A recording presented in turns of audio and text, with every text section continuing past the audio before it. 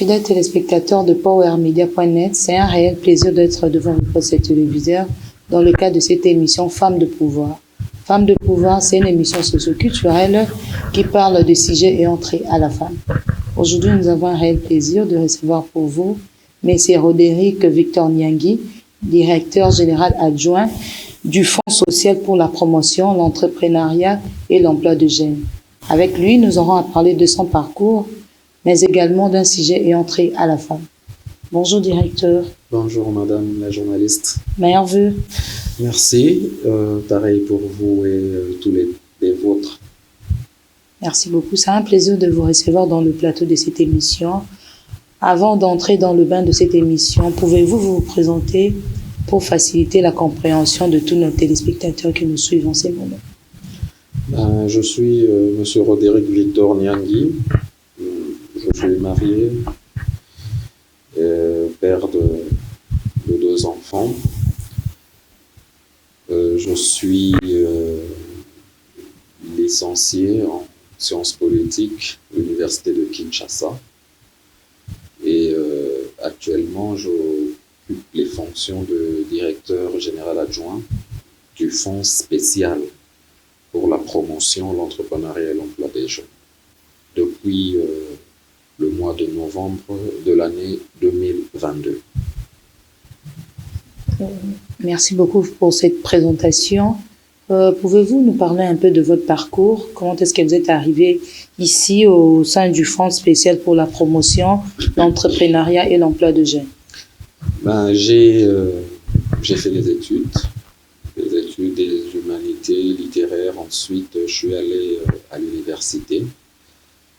Comme je venais de vous le dire, au sortir de l'université, j'ai été pris à la fonction publique, précisément au ministère du Travail, au secrétariat général de l'emploi et du travail.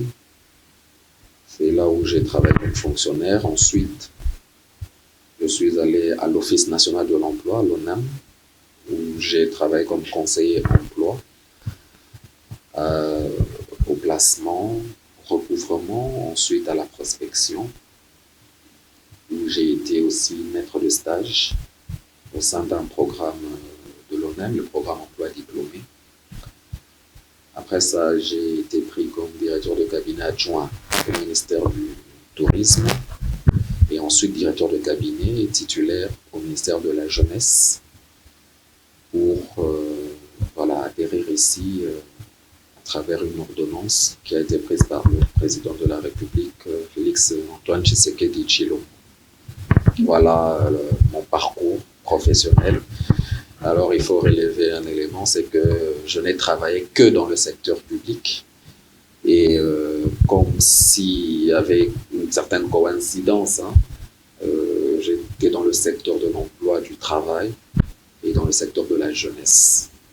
Alors, l'établissement, notre établissement, celui que nous gérons, c'est un fonds qui s'occupe de l'emploi des jeunes également, donc du travail des jeunes. Vous êtes resté toujours dans le secteur de la jeunesse? Je suis resté dans le secteur de la jeunesse et dans le secteur de l'emploi, dans tout ce qui concerne l'emploi, l'insertion professionnelle des jeunes. Voilà. Directeur, il y a beaucoup de gens qui ne connaissent pas le Fonds spécial pour la promotion, l'entrepreneuriat et l'emploi de jeunes. Pouvez-vous nous parler un peu de cette institution publique? Oui, parce que c'est un établissement jeune, comparé à d'autres comme le FPI ou d'autres institutions. Pour la petite histoire, cet établissement public a été créé en 2018, depuis 2018, mais ce n'est qu'en 2022, précisément au mois de novembre, que la première équipe dirigeante a été mise sur pied. Et c'est un établissement qui s'occupe spécialement de la catégorie jeunesse.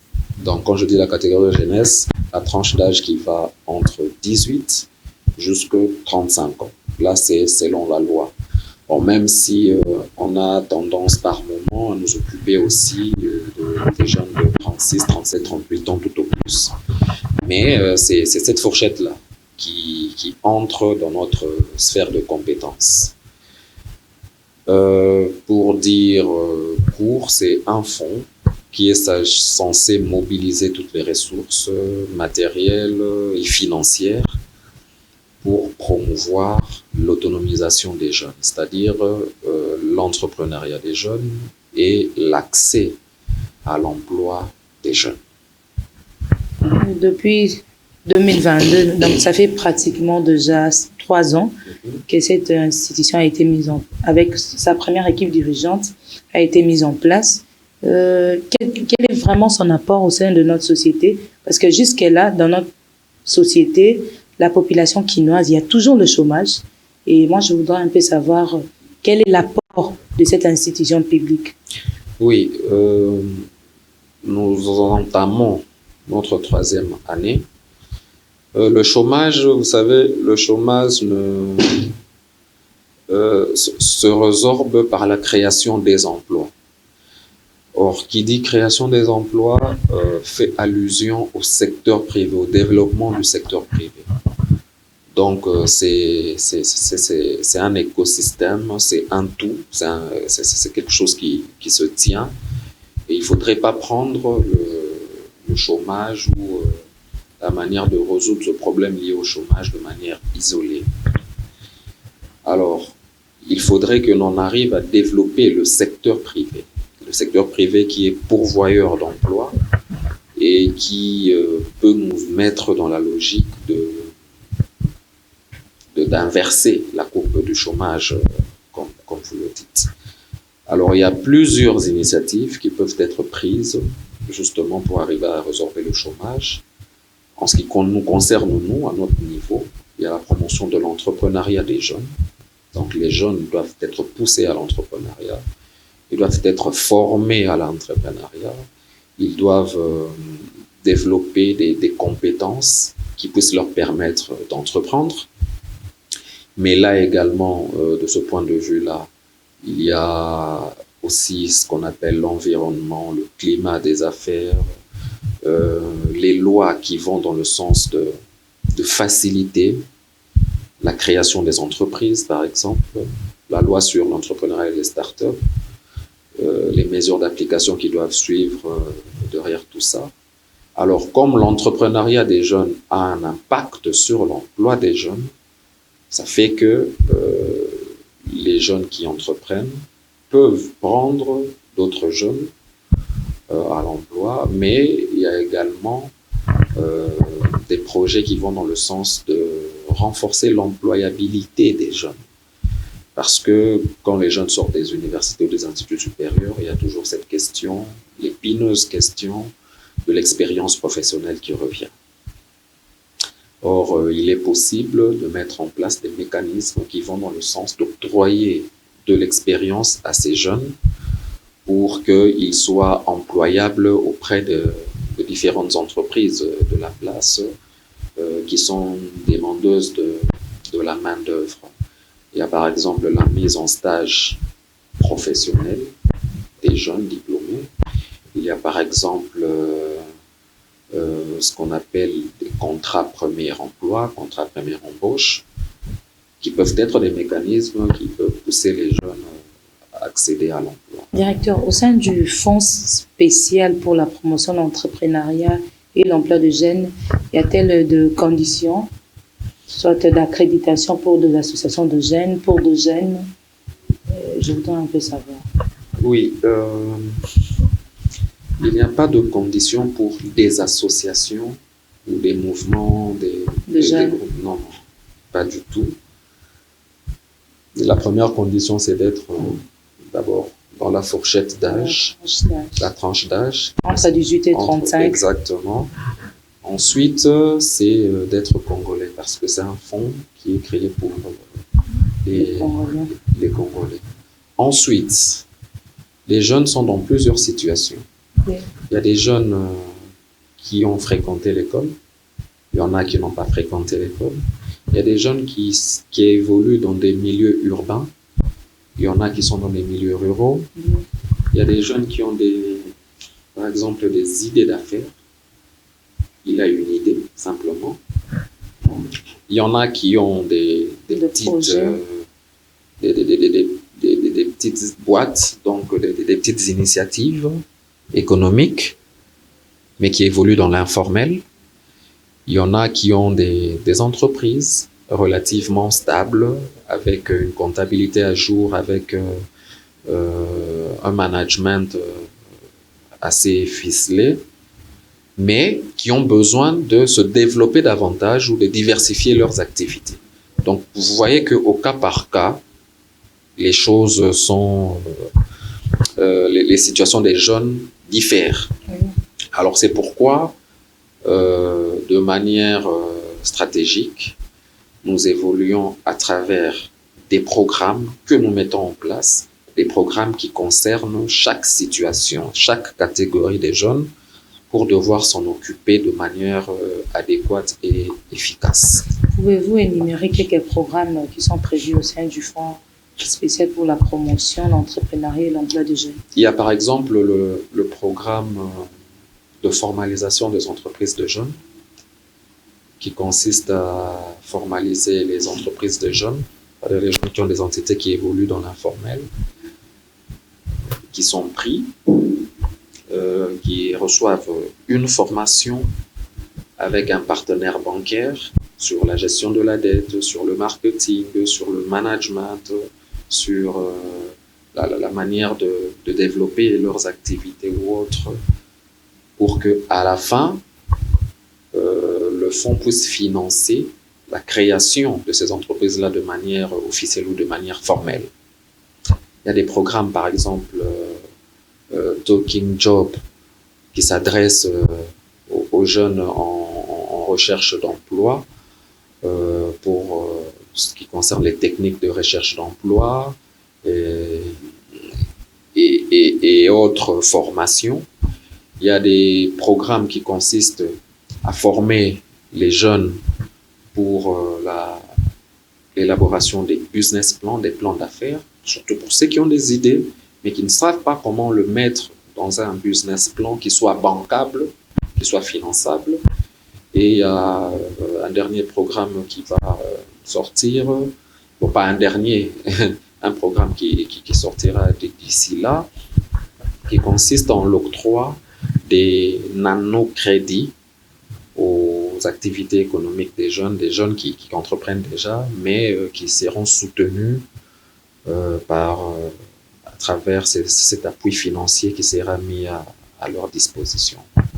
Directeur, dites-nous un peu, dans votre vie professionnelle, quelles sont les difficultés que vous avez pu rencontrer? Les difficultés rencontrées sont de divers ordres. Notamment, je me rappelle quand j'ai commencé au niveau de la fonction publique, avec un salaire minime, mais bon, on est obligé de faire avec, de travailler malgré tout, dans des bureaux que je dirais quasiment poussiéreux. Mais nous avons appris à travailler. Ça a été très difficile. Très difficile, mais nous avons appris à travailler. Et par moments, quelques incompréhensions avec certains chefs hiérarchiques, des directeurs ou autres. C'est ce que nous avons pu connaître comme difficulté. Et puis, ensuite, après avoir été dans une institution comme l'ONEM, l'Office national de l'emploi, où on peut dire que les conditions s'étaient un peu améliorées, mais vous sentez quand même que il y avait des incompréhensions entre collègues, des incompréhensions avec la hiérarchie ou autre, et aussi des difficultés d'ordre pécunier liées à la rémunération, et ainsi de suite. Bref, et même en accédant au cabinet du ministre, au ministère du Tourisme et de la Jeunesse, vous avez des gens qui vous mettent des bâtons dans le roue. Vous avez des hostilités clairement affichées, parce que là, maintenant, c'est le domaine politique. Vous n'êtes plus dans le domaine administratif, et vous essayez de résister et de tirer votre épingle du jeu. Donc, pour me résumer, je dirais les difficultés sont d'ordre professionnel, d'ordre moral, psychologique, oui, mais aussi ça a été d'ordre financier. Mais nous avons tenu bon, et voilà, nous sommes là vivants. Parlez-nous un peu de vos perspectives d'avenir. Eh bien, nos perspectives d'avenir, nous avons des ambitions à accéder davantage de ce que nous avons aujourd'hui. Et nous travaillons pour y parvenir, nous travaillons réellement.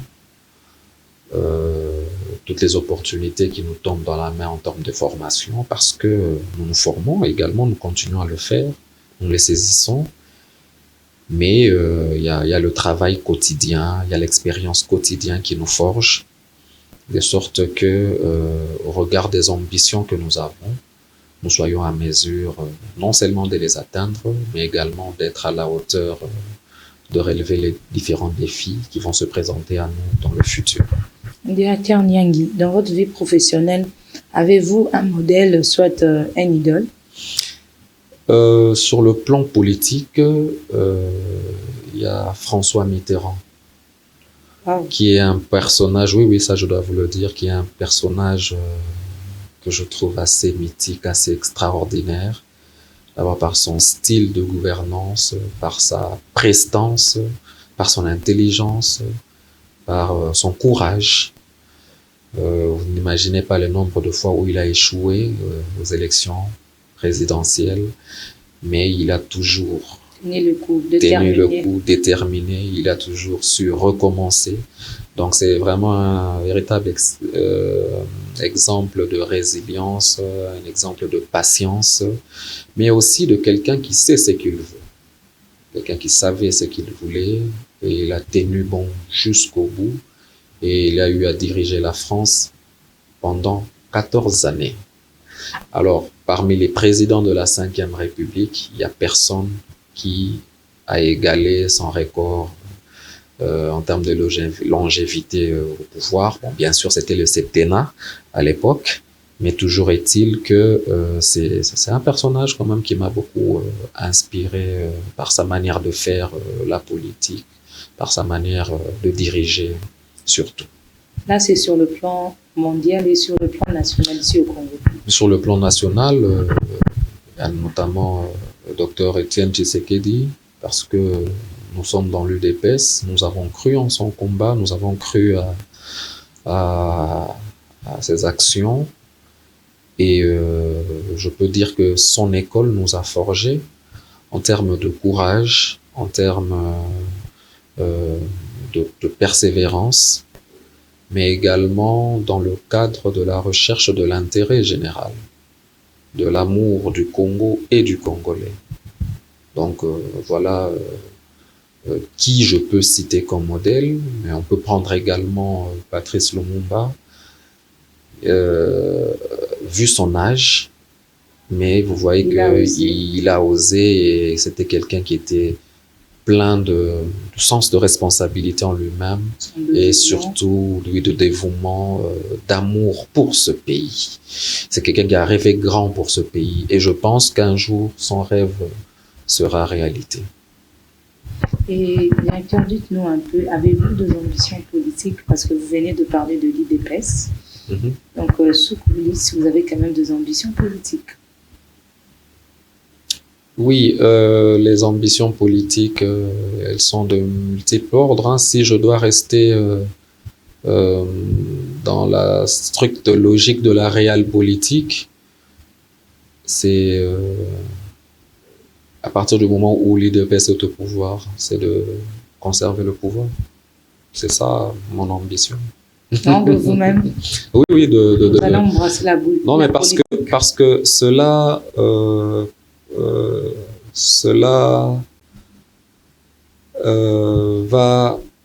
de pair avec la place de l'UDPS au niveau du pouvoir et mon positionnement. Vous serez candidat aux échéances électorales prochaines. Eh bien, on verra bien, mais du moment où que je suis mandataire public actif, cela ne m'est pas donné. Donc, c'est incompatible avec ma fonction et un mandat électif. Voilà. Directeur, vous l'avez dit dans votre présentation, vous êtes marié. Oui. Dites-nous un peu, Quelle lecture faites-vous par rapport à la dot? Est-ce que le prix de la dot détermine-t-elle la valeur d'une femme ici en RDC? Bon, vous savez,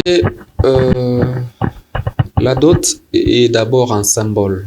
Est d'abord un symbole qui fait qu'un homme va auprès de la famille de son épouse, le présenter, le donner, comme pour dire que voici le symbole que j'apporte pour sceller l'union avec votre fille. Votre fille à qui j'ai demandé la main, qui a bien sûr accepté, voici le symbole que j'apporte. C'est ça, en principe, la dot. Mais comme il y a toujours des abus, ça commençait quelque part, on a laissé faire, et voici qu'aujourd'hui, ça ressemble davantage à un fonds de commerce, oui, davantage à une vente qu'à un symbole qui était jadis, oui, qui était l'utilité d'antan, voilà, l'utilité originelle, si j'ose dire. Voilà. D'après vous, que pouvez-vous suggérer par rapport à cette situation, en cette thématique liée à la dot? Oui, à partir du moment où l'État reconnaît le mariage coutumier, le code de la famille reconnaît les prescrits de la dot, je pense qu'il revient à l'État de devoir réguler cet aspect des choses-là, bien sûr, peut-être en s'appuyant sur le pouvoir coutumier pour que les gens reviennent un peu à l'ordre, parce que ça fait partie de notre patrimoine culturel. Donc on ne devrait pas l'abîmer en exagérant, on ne devrait pas le symbolique au regard des différentes ethnies. Par exemple, les Bakongo, ils exigent ça, les Bangala, ainsi de suite. Comme ça fait que le patrimoine culturel congolais est préservé. Voilà ce que je peux suggérer comme Nous sommes presque à la fin de cette émission. Quelles sont vos impressions par rapport à cette émission? Oui, j'ai aimé votre manière de la présenter. Vous êtes posé, vous posez des questions assez pertinentes et je vous souhaite plein succès dans votre émission. Même si j'aurais vraiment voulu que l'on partage un peu plus. C'est une première, ce ne sera pas une dernière. Ce qui concerne mon expérience à l'égard des femmes, mon expérience de manière professionnelle, parce que durant mon parcours professionnel, ça je le dis tout le temps et je le reconnais, que mes premiers pas dans la vie professionnelle ont été assurés par une femme. Et c'est une femme qui m'a formé, qui m'a forgé professionnellement parlant.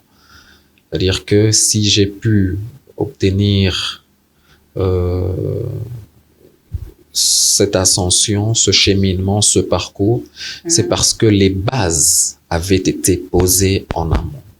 Et ces bases-là, c'était une femme qui était ma patronne, qui était secrétaire générale à l'emploi et au travail, Madame Inzun Okomba Angélique, que je salue et que je remercie. Donc, c'est pour vous dire que les femmes sont des êtres de valeur. Comment est-ce que vous avez pu collaborer avec cette dame durant votre passage à l'emploi? Eh bien, c'était le chef, c'était la patronne.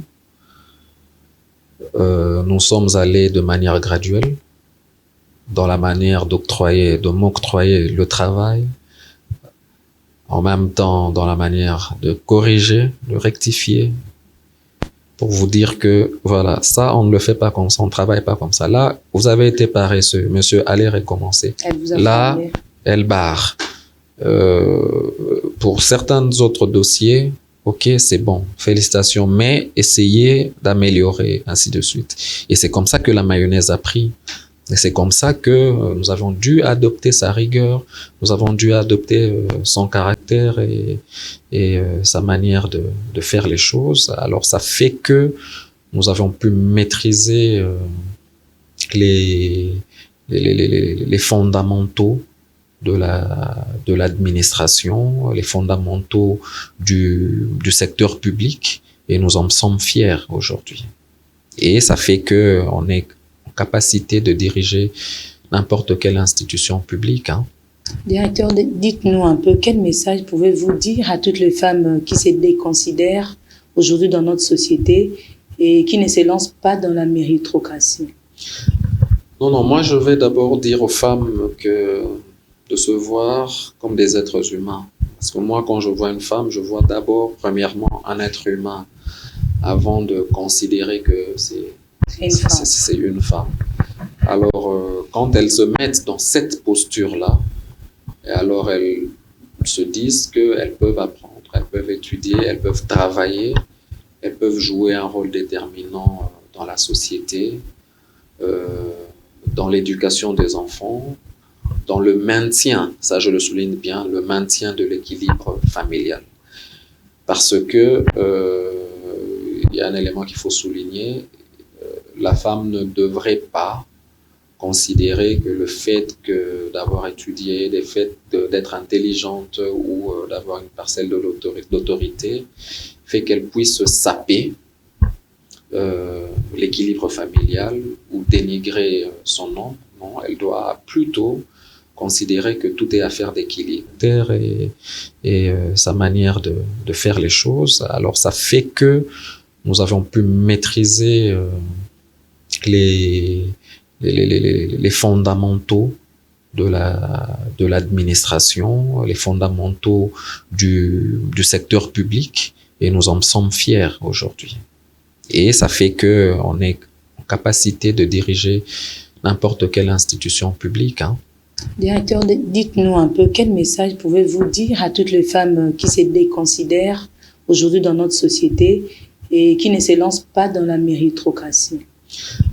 Non, moi je vais d'abord dire aux femmes que de se voir comme des êtres humains.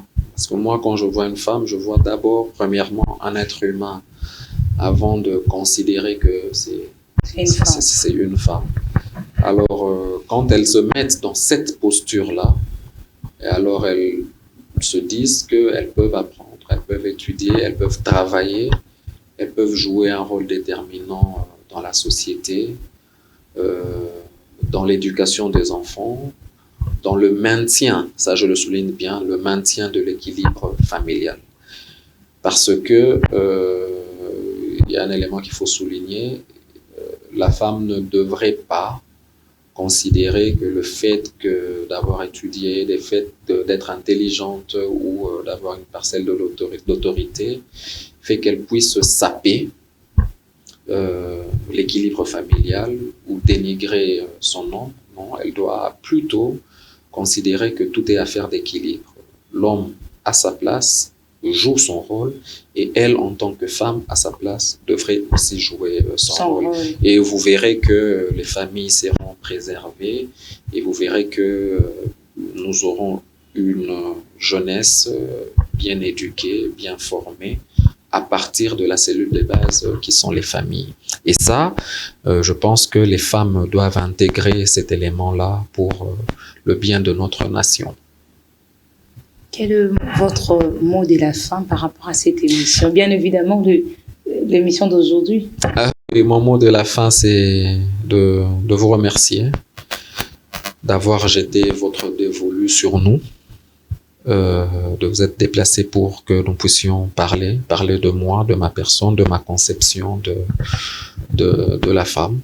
Je pense que ça ne serait pas la dernière fois et que nos portes seront toujours ouvertes à vous pour échanger dans la mesure du possible.